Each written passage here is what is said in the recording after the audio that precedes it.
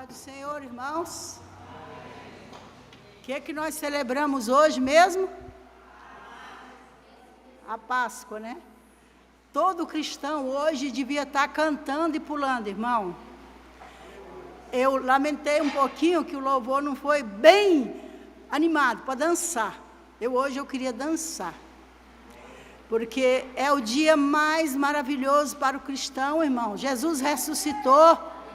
Jesus está vivo. É o único Deus vivo. Os outros são deuses mortos. Buda está morto. Maomé está morto.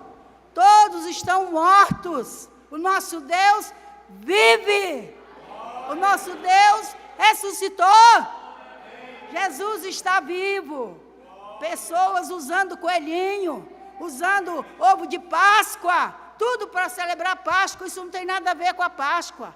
Páscoa é o Cordeiro de Deus. Eis o Cordeiro de Deus que tira o pecado do mundo. Isso é Páscoa. O Cordeiro de Deus que morreu e ressuscitou para tirar o pecado do mundo. Então eu quero ler com os irmãos. Hoje eu vou dar um relatório da minha viagem missionária. Então eu não vou pregar muito, não é porque o tempo não dá, mas eu quero então ler com os irmãos um trecho aqui, que é muito importante, todo mundo conhece, mas é só para a gente lembrar. Marcos 16, nós vamos ler o capítulo 16 de Marcos, não é?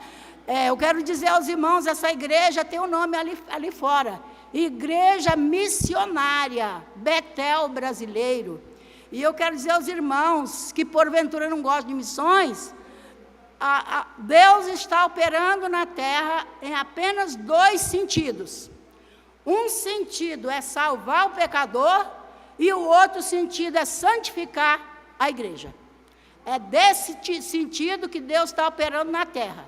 Então, se nós quisermos glorificar a Deus, a Bíblia diz que nós somos criados para o louvor da glória de Deus. E Jesus diz lá em João 15, que nisto é glorificado meu Pai, em que deis muitos frutos. Então, se você quer glorificar a Deus, nós somos criados para glorificar a Deus. Essa é a razão de nós estarmos aqui, como cristãos, glorificar a Deus. E para glorificar a Deus, nós temos que produzir fruto. E para produzir fruto, nós temos que obedecer ao ID de Jesus. Então, eu quero ler com vocês o capítulo 16 de Marcos, e depois eu vou mostrar as fotos da minha viagem missionária à Amazônia, que eu fiquei quase 2 meses lá, e vocês oraram por mim. Eu quero agradecer aqueles que oraram por mim. E os frutos que vierem dessa viagem, vocês também vão receber o galardão. Eu fui para a guerra, para a frente de batalha, e vocês ficaram atrás, cuidando da bagagem, não é? A irmã Maria sempre me cobra isso. Eu dou graças a Deus que é a mãe do pastor. Quando eu volto de uma viagem, ela diz, não mostrou as fotos, não falou. Então, hoje eu vou mostrar as fotos para vocês, tá? Vamos ler Marcos 16, todos juntos, e depois eu vou mostrar as fotos e falar alguns testemunhos do que Deus fez nessa viagem, para vocês serem encorajados e se regozijarem comigo e com o que Deus faz. Tá? Vamos ler juntos, Marcos 16. Você pode ler em voz alta se você quiser, se não se acompanha na sua Bíblia. Eu vou ler aqui. Passado o sábado, Maria Madalena, Maria, mãe de Tiago, e Salomé compraram aromas para irem embalsamá-lo. O título é A Ressurreição de Jesus. E muito cedo, no primeiro dia da semana, ao despontar do sol, foram ao túmulo. Diziam umas às outras, quem nos removerá a pedra da entrada do túmulo? E olhando, viram que a pedra já estava removida, pois era muito grande. Entrando no túmulo, viram um jovem assentado ao lado direito, vestido de branco, e ficaram surpreendidas e atemorizadas. Ele, porém, lhe disse, não vos atemorizeis. Buscais a Jesus o Nazareno que foi crucificado. Ele ressuscitou, não está mais aqui. Vede o lugar onde o tinham posto. Mas ide, dizei a seus discípulos e a Pedro, que ele vai adiante de vós para a Galiléia. Lá o vereis, como ele vos disse. E saindo elas, fugiram do sepulcro, porque estavam possuídas de temor e de assombro e de medo, nada disseram a ninguém. No outro, acho que é Mateus, diz que elas estavam cheias de alegria também, além de assombro, alegria. Havendo ele ressuscitado, de manhã cedo, no primeiro dia da semana, apareceu primeiro a Maria Madalena, da qual expelira 7 demônios. E partindo ela, foi anunciá-lo àqueles que tinham sido companheiros de Jesus, se achavam tristes e choravam. Estes, ouvindo que ele vivia e que fora visto por ela, não acreditaram. Depois disso, manifestou-se em outra forma a 2 deles, que estavam de caminho para o campo, e indo eles o anunciaram aos demais. Mas também a estes 2 eles não deram crédito. Finalmente apareceu Jesus aos 11, quando estavam à mesa, e censurou-lhes a incredulidade e dureza de coração, porque não deram crédito aos que tinham visto já ressuscitado. E disse-lhes: ide por todo o mundo, e pregai o evangelho a toda criatura. Quem crê e for batizado será salvo, quem, porém, não crê será condenado. Estes sinais hão de acompanhar aqueles que creem. Em meu nome expelirão demônios, falarão novas línguas, pegarão em serpentes, e se alguma coisa mortífera beberem, não lhes fará mal. Se impuserem as mãos sobre os enfermos, eles ficarão curados. De fato, o Senhor Jesus, depois de lhes ter falado, foi recebido no céu, assentou-se à destra de Deus, e eles, tendo partido, pregaram em toda parte, cooperando com eles o Senhor e confirmando a palavra por meio de sinais que se seguiam. Glória a Deus. Então, eu quero só chamar a atenção nesse texto de algumas coisas aqui, não é? Quando elas chegaram ao sepulcro, como o pastor já mencionou aqui, havia uma pedra enorme, mas o próprio Deus removeu a pedra para que elas vissem Jesus. Jesus veio remover a pedra chamada pecado. Ninguém poderia ver a Deus, ninguém poderia ir a Deus, porque a pedra chamada pecado estava no caminho. Seria impossível qualquer um de nós ir ao céu, qualquer um de nós ver a Deus, se a pedra não fosse removida. Mas Jesus Cristo veio para quê? Para remover a pedra.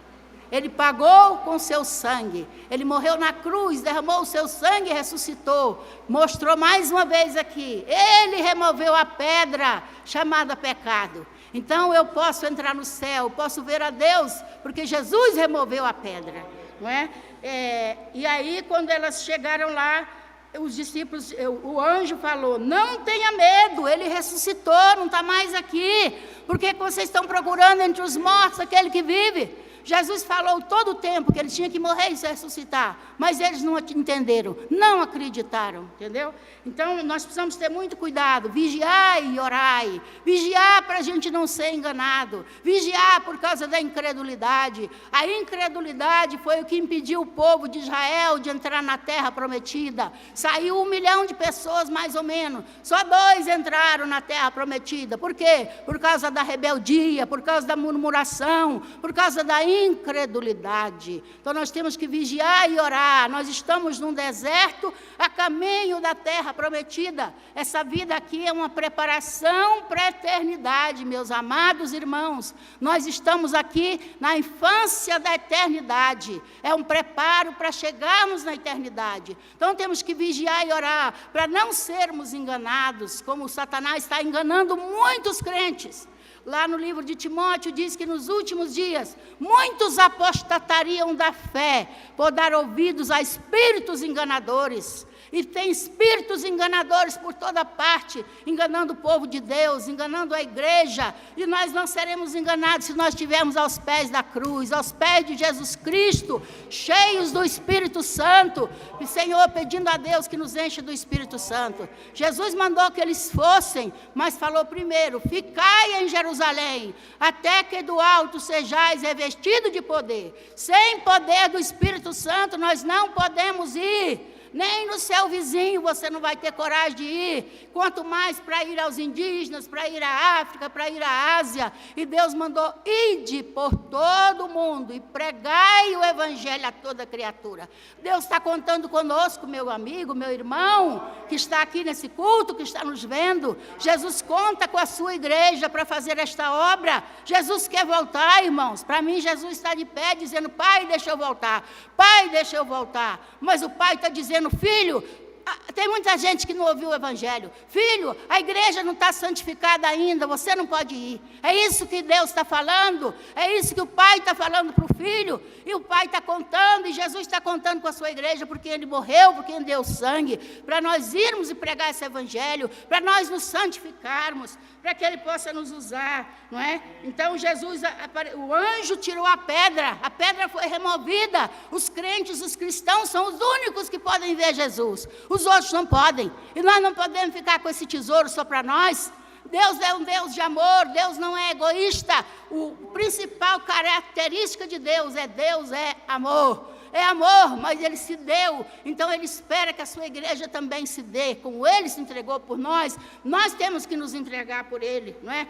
E aqui no versículo 9 diz que Jesus, tendo ressuscitado no primeiro dia da semana, apareceu primeiro a Maria Madalena, da qual expelira 7 demônios. Eu acho isso aqui maravilhoso.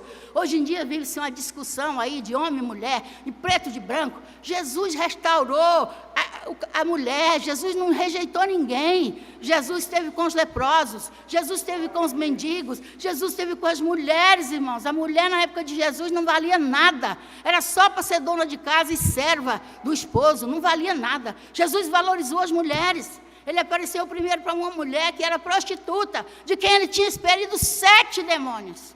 Foi a primeira pessoa para quem ele apareceu, irmãos. Eu fico maravilhada com isso, como Jesus valoriza as pessoas, como Jesus valoriza as mulheres. Eu sou apaixonada por Jesus. Ontem eu falei na minha reunião, quem não foi ontem perdeu, não é pastor, não é missionária, irmã Nancy, quem foi, eu tenho certeza que foi abençoado. Mas nós vamos ser abençoados hoje aqui também, tenho certeza disso. Mas o nosso Deus valoriza as mulheres. Eu sou totalmente apaixonada por Jesus. Sou mulher, tenho um defeito físico, mas Jesus tem me amado tanto. Quando eu obedeço, o segredo é só obedecer. Se você obedece, entendeu? O lugar mais feliz do mundo é no centro da vontade de Deus. Então, veja bem, ele apareceu para Maria Madalena, e a Maria foi correndo e anunciou aos discípulos, então foi a primeira missionária. Ela acreditou e foi, e anunciou aos discípulos que se achavam tristes e choravam. Triste e chorando. E ela chega: gente, não chora não, o mestre ressuscitou, o mestre está vivo, o mestre ressuscitou. Não acreditaram nela, tiveram que correr lá para ver, não é? E Jesus disse que bem-aventurado aquele que não viu e creu. Não espere ver para crer não, irmão. Creia no que a palavra diz. Jesus vai voltar, Jesus está voltando. Creia, se prepara, se santifica. Ele pode voltar a qualquer hora, entendeu? Mesmo que não volte para toda a igreja, pode voltar para você. Nós temos que estar preparados todo dia. Creia, Ele vai voltar. Se santifica, se prepara. A pedra já foi removida, a pedra é Cristo. Depois, novamente, Ele apareceu para 2 no caminho de Emaús. E eles foram e falaram: olha, Jesus apareceu para nós, Ele está vivo. Também não acreditaram naqueles 2, irmão. Ô, povo incrédulo, né? E aí depois, novamente, ele aparece para os 11, quando estavam à mesa, e censurou-lhes a incredulidade e dureza de coração, porque não deram crédito aos que eu tinham visto já ressuscitado. Jesus censurou. Por que vocês não acreditaram? Maria falou para vocês. Os 2 discípulos falaram. Por que vocês não acreditaram? Irmão, tem muita gente que não acredita na vinda de Jesus, não. A gente fala, a gente prega, mas não acredita, não. Porque se acreditasse, estava se preparando, estava se santificando, estava obedecendo, estava pregando o evangelho para outras pessoas. O mundo está um caos, o mundo está desesperado, o mundo não tem esperança. A igreja é a única que tem esperança para compartilhar com o mundo. Quem vai compartilhar o que com o mundo? O que é que Buda vai fazer? O que é que Maomé vai fazer? O que é que os comunistas vão fazer pelo mundo, irmãos? A única esperança somos nós, os cristãos, que temos. Por isso estamos sendo perseguidos ao redor do mundo. Jesus disse que nós seríamos odiados de todas as nações por causa do seu nome. Então não vamos estranhar a perseguição aos cristãos, não. Jesus falou isso. E tem que ser cristão de verdade, para não negar Jesus. Se na hora que a perseguição vier, você vai negar. Então se prepara, fique firmado na rocha, se sedimente na palavra, se sedimente na oração, tenha comunhão com Cristo, tenha intimidade com Deus, senão na hora do pecado, na hora da luta, você vai negar Jesus. É a minha recomendação para você. Fica firmado em Jesus, leia a palavra, não deixe Satanás te roubar. O Senhor me mostrou nesses dias de viagem, eu falei ontem que eu gosto de viajar em missões, porque quando eu estou em missões, é que Deus opera. Aqui, quando Jesus diz aqui, ide por todo mundo, pregai o evangelho a toda criatura, e aqui, estes sinais hão de acompanhar os que crerem. Expelirão demônio, falarão nova língua, pegarão em serpente, alguma coisa mortífera beber não fará mal algum. Puser a mão dos enfermos e serão curados. E eles foram por toda parte. E no versículo 20 diz, tendo com eles cooperado o Espírito Santo, confirmando a palavra por meio de sinais. É quando você vai, que você vai ver os milagres de Deus. Sentado aqui dentro da igreja, dentro das 4 paredes, você não vai acontecer nada. Você vai ver acontecer nada. Você tem que ir. É quando você vai, que o Espírito Santo vai com você, para operar os milagres, para te proteger, para te guardar, para te usar, irmãos. Você tem que sair da zona de conforto. Jesus quer usar cada um de nós. Ele precisa de cada um de nós agora. Nós somos os seus membros. Jesus é a cabeça da igreja e nós somos o corpo. Quem já viu uma cabeça andando sozinha por aí? Quem já viu um corpo andando sozinho por aí? Você já viu isso? Não. Nós somos o corpo de Cristo, Ele é a cabeça. Tudo que Jesus fez, nós podemos fazer. Ele diz que aquele que crê em mim, como diz as Escrituras, fará as obras que eu faço e fará maiores. Eu tenho falado, Jesus me deixa fazer, pelo menos as obras que o Senhor fez. Ainda não fiz nem as obras que Jesus fez, quem dirá as maiores? Mas nós temos que querer, nós temos que buscar. Ele está pronto, ele está assim, ó, derramando, ó. Só tem que chegar para beber. Ele está aqui com o copo cheio, querendo derramar. Tem que faltar ter gente. O povo não quer beber, o povo não quer buscar. Eu falei que Deus revelou para mim 2 coisas que estão roubando os crentes. Deus me mostrou nessa viagem, que os crentes estão sendo roubados. Sendo roubados no tempo, por causa do querido celular. Está aqui, ó. É horas e horas e horas aqui, ó. Ligado dia e noite, ó. Você não desliga um minuto. Né? Eu fiquei admirada ontem com a minha reunião. A reunião começava às 7 horas. Gente, se a reunião tivesse começado às 7 horas, não tinha ninguém ainda. A gente começou a reunião às 8 horas. E todo mundo me ligando, e todo mundo querendo saber das coisas. Meu pai, eu estava na reunião. Como é que eu ia atender celular? Eu não estava sem secretária, minha secretária mudou de lá, não está lá. Entendeu? Então, e todo mundo ligando, e todo mundo querendo saber, posso chegar ainda, como é que é, dá tempo, né? Eu fiquei respondendo, mas como é que eu na reunião iria responder? Quer dizer, hoje as pessoas estão pensando que você está ligado naquele negócio dia e noite. Se você ficar ligado naquele dia e noite, você vai enlouquecer. Eu já estou ficando nervosa, eu já estou querendo sair dos grupos, de tudo, porque você vê coisa demais, você fica perturbado. Então, está roubando o tempo dos crentes. A sua mente fica tão perturbada, você não raciocina mais, está só pensando naquilo ali. Eu fui num médico, assim que eu cheguei da viagem, eu tive que ir ao médico. Chegou lá, o médico só estava ali naquele negócio ali, ó. E eu passei atendida, ele não prestou quase atenção em mim, estava tudo desconcentrado ali naquele troço, todo tempo ali, entendeu? Então, meu Deus do céu, como é que a gente vai se concentrar para ler a Bíblia? É preciso vigiar. O vigiar é importantíssimo. Vigiar, vigiar, vigiar.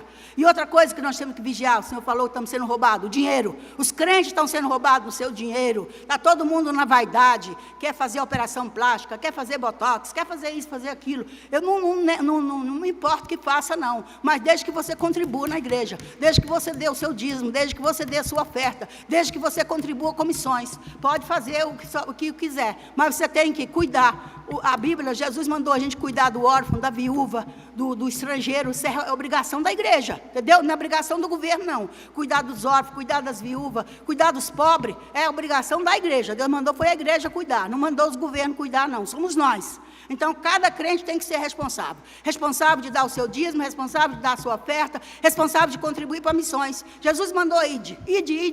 Como é que eu vou? Que trabalho que eu vou fazer lá no interior do Amazonas, visitando indígenas e ribeirinhos? Como é que eu vou ganhar meu dinheiro para ir para lá? Eu pago passagem, eu tenho que comer. Onde que eu vou? Qualquer lugar do mundo que eu vou é assim, não é? E a maioria dos lugares a gente não tem chance de trabalhar, não. Não tem, não. Entendeu? Paulo era fazedor de tendas, porque ele fazia tenda mesmo. Onde ele estava, ele podia fazer aquilo. Então, tem coisas que você pode fazer onde você estiver, você faz. Mas tem lugar que você não pode fazer nada para ganhar dinheiro, não. Você tem que ser missionário realmente. E quem que tem que sustentar? A igreja. A igreja são aqueles exércitos que ficou guardando a bagagem. Como Davi foi para a batalha e 200 ficaram guardando a bagagem. Estava cansado, não podia ir. Os outros foram, ganharam a batalha. Quando voltou com os despojos, eles não queriam dar nada para aqueles que ficaram. Davi falou, não senhor, não vai ser assim. Mesmo que nós ganhamos lá, esses que ficaram vão ganhar também. Porque eles ficaram guardando a bagagem. Então a igreja fica atrás guardando a bagagem. Orando pelo missionário, contribuindo, ele tem que comer, ele tem que beber, ele tem que vestir. Não é? E o missionário está lá na frente de batalha, pregando o evangelho, enfrentando o diabo. E vocês estão aqui, segurando as cordas, orando e contribuindo. Entendeu? Então é isso aí. E Deus vai com aquele que vai. Se você vai ver as maravilhas de Deus. Se você ficar aqui sentado dentro das 4 paredes, você não vai fazer as obras que Jesus fez, nem as maiores que Ele prometeu. Você não vai produzir os frutos que Ele quer que você produza e o nome dEle ser glorificado. E você não vai ser totalmente feliz. Irmãos, felicidade do mundo não existe. Aqui não existe felicidade para o homem. O homem não foi criado para ser feliz. Ele foi criado para a glória de Deus, para servir a Deus. Nós vamos ser felizes no céu. Essa terra é lugar de aflição. No mundo tereis aflições, mas tende bom ânimo. Eu venci o mundo. Jesus diz, vou preparar-vos lugar. E quando eu voltar, quando eu tiver preparado o lugar, eu voltarei e vos buscarei para estar comigo mesmo, para que onde eu estiver, vocês estejam também. No céu não vai ter dor, no céu não vai ter tristeza, no céu não vai ter carestia, no céu não vai ter nada disso, doença, no céu não vai ter Covid, no céu não vai ter dengue, no céu não vai ter absolutamente nada disso. Vai ser um lugar de glória, um lugar de alegria plena o tempo inteiro. Então nós estamos aqui para nos preparar para a eternidade. Então, entregue sua vida para Jesus de verdade. Você que é crente, comece a estudar a palavra, buscar intimidade com Deus, porque o dia mau vai chegar. Paulo disse que nós temos que nos revestir de toda a armadura para poder resistir no dia mau. Se você não tiver revestido, você não vai resistir no dia mau. Veja quantos escapuliram aí nessa Covid. Quantos crentes fugiram, saíram de igreja. Entendeu? Então, Jesus está voltando e não podemos deixar o inimigo nos enganar. Eu vou mostrar agora a minha viagem, para vocês verem, obrigado pelos que oraram, para vocês me acompanhar um pouquinho. Eu só fui obedecendo, eu não fiz nada demais. Paulo disse assim, ai de mim, se eu não pregar o evangelho. Então, o que eu fiz foi apenas obedecer ao mandado de Jesus. Me acompanhe agora um pouquinho nessa viagem. Eu vou me sentar, porque eu não posso ficar muito tempo em pé. Tá? Como é que eu faço? Só um minutinho, gente. Eu tenho que me sentar, porque eu já fiquei em pé demais. E uma das coisas que me aconteceu nessa viagem foi porque eu quebrei a minha perna em 2013. Eu tenho platina, eu tenho coisas aqui na perna. E nessa viagem eu visitei 11 aldeias. Então, tudo de canoa. Entra e sai da canoa. Você tem que ficar em pé numa perna só. E eu estou bem fortezinha. Então, isso afetou minha perna quebrada. Então, eu estou com dor da perna. Não posso ficar muito tempo em pé. Por isso, eu vou me sentar ali. Cadê o microfone?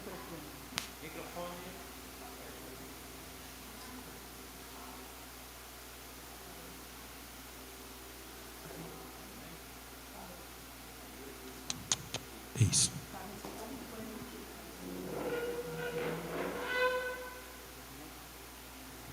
Irmãos, como é que é feita a viagem? Eu vou só falar rapidamente a viagem daqui para lá, como é que a gente faz. A gente vai de avião até Porto Velho, e de Porto Velho a gente pega esse aviãozinho pequeno para ir para a aldeia. E eu ganhei de presente essa viagem. Essa viagem é 1 hora de viagem, R$ 2.100 custa a viagem de ida e volta. E eu ganhei de presente essa viagem dos missionários que trabalham lá. Esse aviãozinho aí é a floresta amazônica, que é a coisa mais linda, só para vocês verem e saberem que realmente os estrangeiros têm razão de ter inveja de nós. É a coisa mais linda, você vê a floresta, o avião vai bem baixinho, você vê de cima, é lindo demais. Não pode apagar essa luz não, fica mais claro, mais melhor. Aí é o Rio Purus, Amazonas, que é o rio mais sinuoso do mundo, irmãos. Imagina o que é navegar nesse rio aí. Aí a aldeia central que eu fui, não é? Lá bem no interior do Amazonas, a cidade mais próxima fica a 10 horas de barco. Essa é a igreja, uma igreja bem bonitinha. O trabalho missionário já existe aí nessa aldeia há mais de 40 anos. Então já está bem estruturada. Aí esse casal está agora aí fazendo a tradução do Velho Testamento. Teve 2 missionárias, ficaram lá 30 anos traduzindo o Novo. Agora, quando eu estava lá, eu comecei, primeira vez, escola dominical com 7 crianças. Agora tem muito mais do que isso aí, de criança. Esse barquinho aí foi o meu, como é que eu falei ontem, meu iatezinho, que eu andei por todo lado lá, foi essa canoinha aí. Graças a Deus tinha uma cadeira de praia lá com mais de 40 anos de idade. E ela estava guardada e eu peguei essa cadeira para poder sentar, senão tinha acabado com a minha coluna. Olha aí, senão tinha que estar sentada naquela tábuazinha ali, ó, que acaba com a coluna da gente. E aí um pastor ia comigo, esse pastor aí que está atrás, chama Bairro. Tem um testemunho maravilhoso. Olha aí, nesse iatezinho eu viajei 10 horas até a cidade mais próxima, não é? Dá uma paradinha só aí, que eu quero só contar um testemunho daquele barquinho lá. Esse barquinho, ele foi e uma hora ele começou a parar o motor começou a dar defeito. Aí eu comecei a orar, Senhor, conserta esse motor, Senhor, melhora esse motor, consola esse motor. E tem um pastor que mora no meu condomínio, que ele diz que hoje os crentes são fracos demais, que a gente fica pedindo para Jesus fazer uma coisa que nós é que temos que fazer. Você vê que Jesus diz ali, ide por todo mundo, pregai o evangelho, em meu nome, curai os enfermos, expulsai os demônios. Então somos nós que temos que fazer. Então fiquei orando, Jesus, toca nesse motor. Aí eu lembrei do que aquele pastor tinha falado. Aí eu voltei lá atrás, o motorzinho ficava lá atrás. Voltei lá e disse, motor, funciona em nome de Jesus. E o motor funcionou. Isso aconteceu 2 vezes, entendeu? Então o exercício da fé, eu aprendi também. Temos que exercitar a fé em nome de Jesus. Ele disse que a gente ia fazer, então a gente tem que fazer, irmãos. É fé, não é? Olha a beleza da paisagem. É lindo demais, o Amazonas é muito, muito lindo. Por isso que os estrangeiros cobiçam demais. Isso aí, a gente ficava indo, passava num lago, passava num rio. Nessa época da chuva, é maravilhoso ir lá, porque a água penetra dentro da floresta. Então, os caminhos são encurtados. Se você for na seca, tem lugar que vai ter que andar 2 horas, 3 horas. E agora, na chuva, você vai para todo lugar de barco. O barco você está na porta da casa. Aí foi uma aldeia que eu fui 10 horas para a cidade, da cidade peguei outro barco, 6 horas de viagem para chegar nessa aldeia aí, não é? E aí cheguei de tarde, reuni as crianças para poderem falar de Jesus para elas. Eu falei de Jesus e depois orei com elas e eu queria dar balinha. Para aí um pouquinho. Foi outro pequeno milagre. Foram pequenas coisinhas, mas que foram importantes. Toda vez que eu visito esse pessoal lá, a gente levava pão francês, e eu levava balinha para as crianças. Eu levei 3 pacotes de bala, mas eu deixei as balas na outra aldeia. Essa aí é uma aldeia nova, chamada Aldeia da Onça, que eles fizeram essa aldeia. Eu nunca tinha ido aí, para poder pegar a castanha do Pará, que lá tem o castanhal.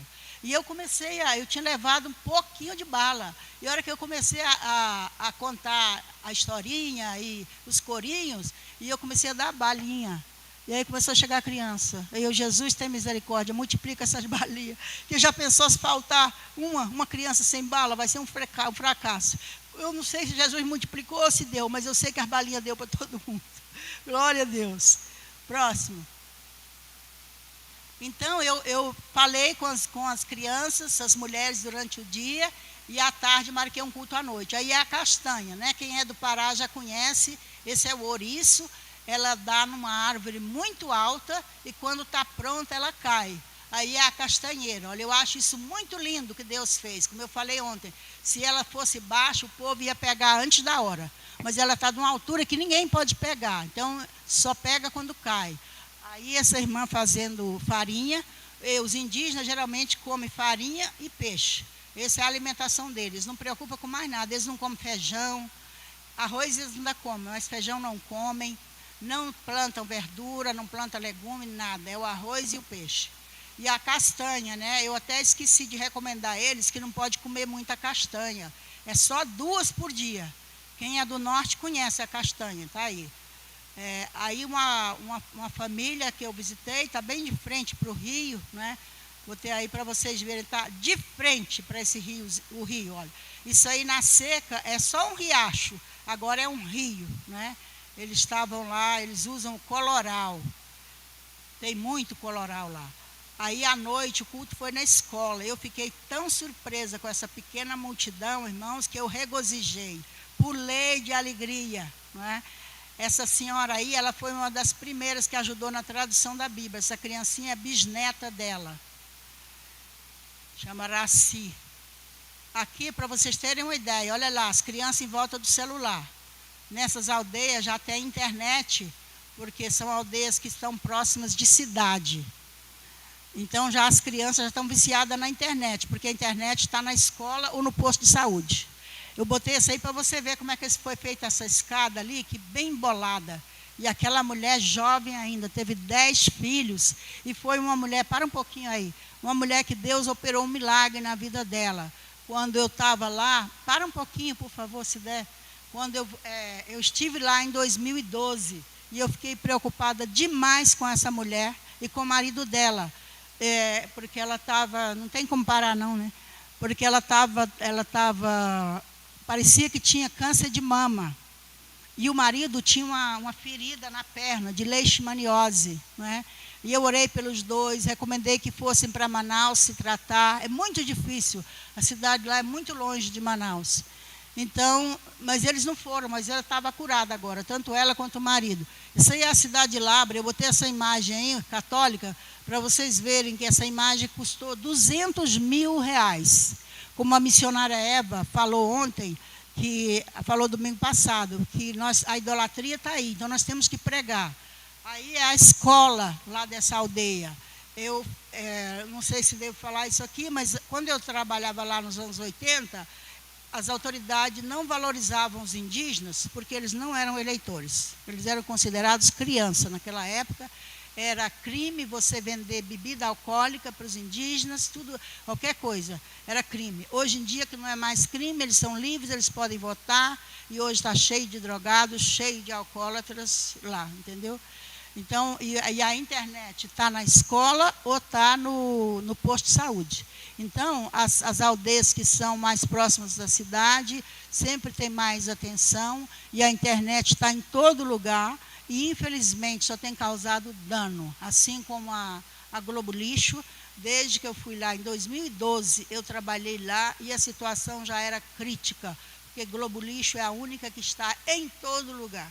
E vocês conhecem a programação de Globo Lixo. Então, é separação, é promiscuidade, é droga, é homossexualismo, tudo isso dominando lá. Em 2012, eu estive lá, fiquei muito, muito, muito triste. Estava passando uma novela famosa aí, e as pessoas, pegando chuva, iam para a casa daquele que tinha televisão para ver a novela, e não iam para a igreja.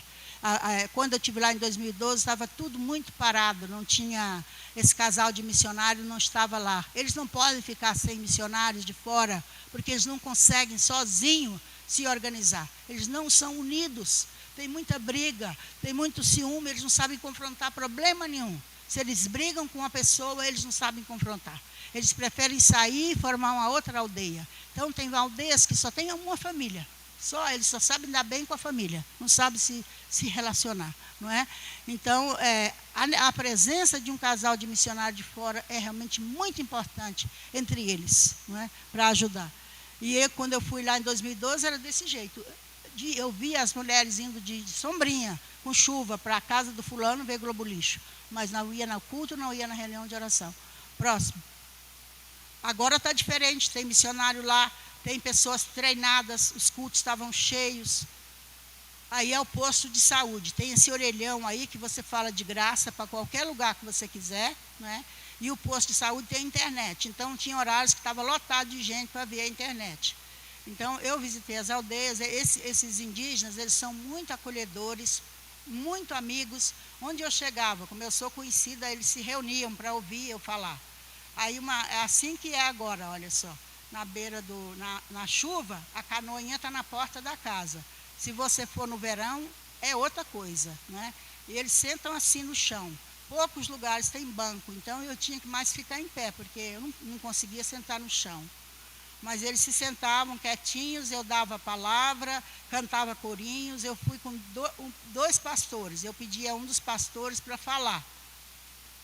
Aí é uma aldeia, esse senhor de verde, o nome dele é Raimundo, ele teve consequência de AVC, ele não fala, não é? Precisa de oração. Num lugar que eu fui, fiquei super feliz de ver esse jovem aí, um cristão, um jovem crente, tocando esse violão. Aí são os frutos do ofício, comida para os piuns. Já ouviu falar de pium? Então eles ficaram muito felizes que eu cheguei. O calor era muito grande, eu não dava conta de usar mangas compridas. Quem está lá usa manga comprida, usa meia, né? Mas para mim o calor é mais forte do que os pium. Eu apenas um dia eu fiz atendimento médico com as crianças daquela aldeia, mas mesmo assim vieram 3 mulheres dos ribeirinhos. Se eu tivesse ficado mais tempo lá, ia ter que atender todo mundo. Aí dentro da igreja, a reunião das mulheres, né? A igreja deles está bem organizadinha, bem arrumadinha. Na época que eu estava lá não tinha nada disso. Esse indígena aí é de outra tribo, né? Esse menino de azul, e do lado da mãe dele. A mãe disse que abaixo de Deus eu sou responsável pela vida dele.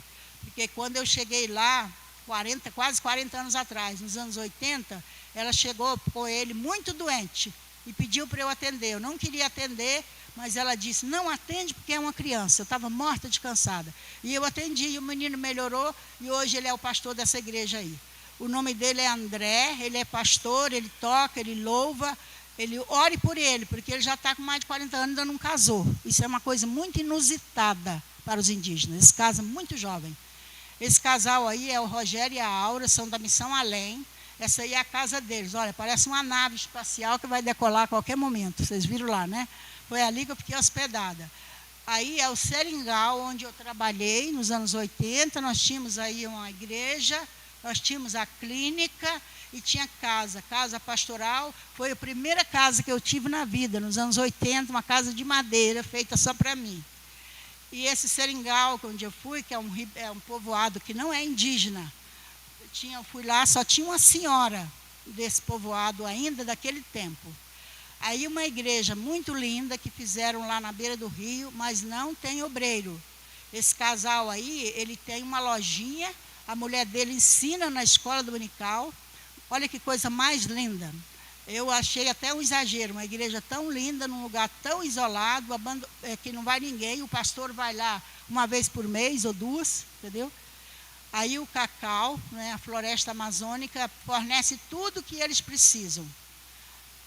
Aí essa senhora, eu queria ter tirado a foto do filho dela, ela tem um filho deficiente, é coisa muito rara lá, geralmente eles matam os deficientes. Olha quão formosos os pés dos que anunciam boas novas. Lindinhos, né? Mordidinho de pium, coisa mais linda.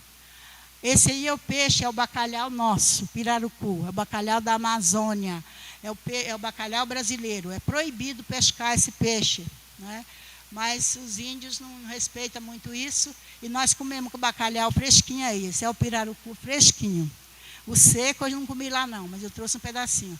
Aí, para vocês ficarem com inveja da água na boca, isso foi em Manaus. É um tambaqui assado e o outro é pacu, que fizeram um almoço para mim e meus amigos lá em Manaus, que eu fiquei uma semana com eles. Eu fui ao interior, eu fui a Manaus, eu fui a Porto Velho e eu fui a Boa Vista, Roraima. Aí é dentro da floresta, isso chama Igapó. Ontem eu não lembrei o nome é Igapó, né? E a coisa mais linda é você andar dentro da floresta na canoa. É um privilégio, assim, gente, que eu me sinto privilegiada demais.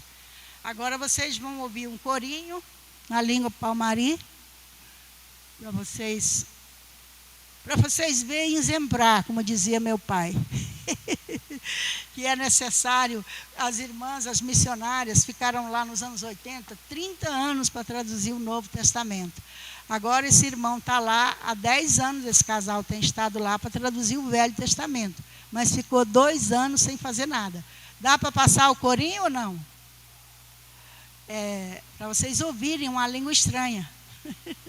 E o missionário é um grande desafio, tem que aprender outras línguas, aprender a cultura, mas Jesus fez tudo isso por nós. Qualquer coisa que eu faça, nada é maior do que Jesus fez, não é?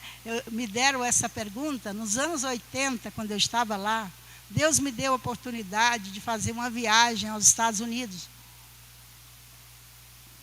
E naquela época eu morava no Rio de Janeiro. Espera só um minutinho, deixa eu só contar isso aqui, rapidinho. Eu morava no Rio de Janeiro e fui para o Amazonas. E Deus me deu a oportunidade de ir aos Estados Unidos. Foi uma equipe da Universidade Oral Roberts lá visitar a gente. Ficou uma equipe americanos lá 1 semana. E depois eles fizeram uma agenda para mim nos Estados Unidos. Isso foi nos anos 80. Né? E eu fui lá e cheguei, tive até a oportunidade de ser entrevistada num programa de televisão famoso lá, né? E aí alguém me perguntou, como é que a senhora teve coragem de deixar o Rio de Janeiro e ir para esse lugar, por meio de uma floresta desse tamanho? Aí eu tive que dizer para ele, se Jesus Cristo é Deus e deixou os céus, nada que eu faça possa se comparar a Ele. Ele deixou os céus por minha causa. Qualquer coisa que eu faça não é nada comparado ao que Ele fez por mim. Não é? E isso foi um grande missionário que disse, e que eu dei essa resposta para ele. Não é nada isso, comparado ao que Cristo fez por nós. Nenhum sacrifício é grande. Próximo, só um corinho, agora eu estou terminando. Só esse corinho, está dentro das 4 linhas, pode deixar. Passa o corinho. Solta, Clébis.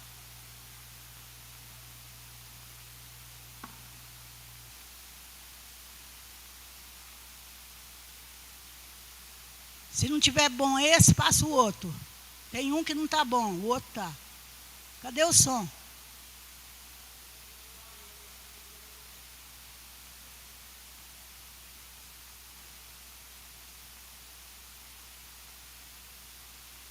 Só um minutinho, viu, irmãos? Tem que crer, tem que crer. Tem que crer para ser. Se não crer, nunca vai ser. Né?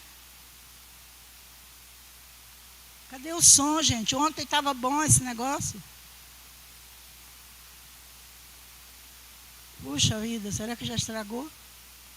Ontem estava bom esse som, não é? Então, mas aí eu quero fazer uns pedidos de oração. Então, vai vendo aí, vai vendo aí. Eu quero que vocês orem, então, por esses indígenas. Eu vou querer no final que a gente fique de pé. Falta 5 minutos, né, para terminar meu tempo. Eu quero que a igreja fique de pé e que nós vamos orar. Eu quero chamar o Michael aqui para orar. Eu quero que depois vocês orem, para que Deus dê ousadia a esses indígenas. Eles têm gente prontinha para evangelizar todas as aldeias deles e evangelizar outras aldeias. Tem vários obreiros treinados lá nessa aldeia Palmari. Então, eles podem evangelizar vários lugares, mas eles não têm ousadia para isso.